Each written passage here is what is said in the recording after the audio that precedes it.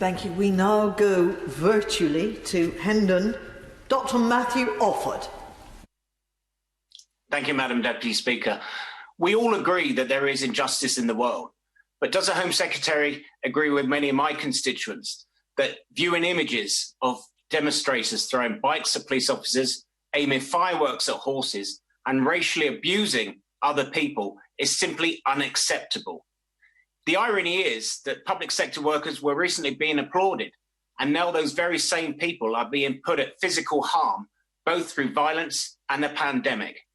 Will the Home Secretary agree to undertake every possible step, including the cooperation and agreement of the Mayor of London, to prevent any further demonstrations during this period of pandemic?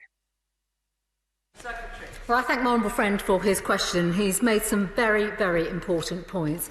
First of all, in terms of the violence that we witnessed on the streets, the assaults on police officers, I've already made my views abundantly clear as to how unacceptable the violence and the assaults are.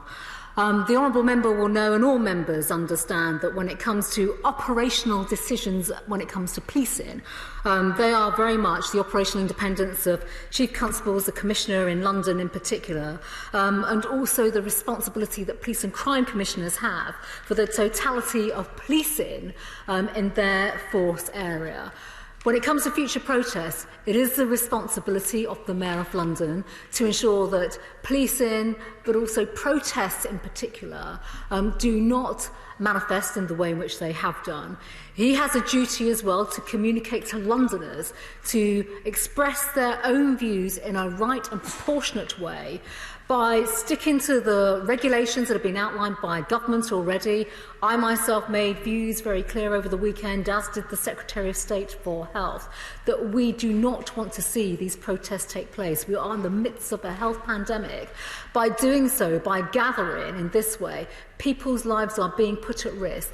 That is not helping anybody. That is not going to stop the spread of the virus. That is not going to protect the NHS. So the Mayor of London has a very, very important role to play right now, and I would urge him to step up and do exactly that.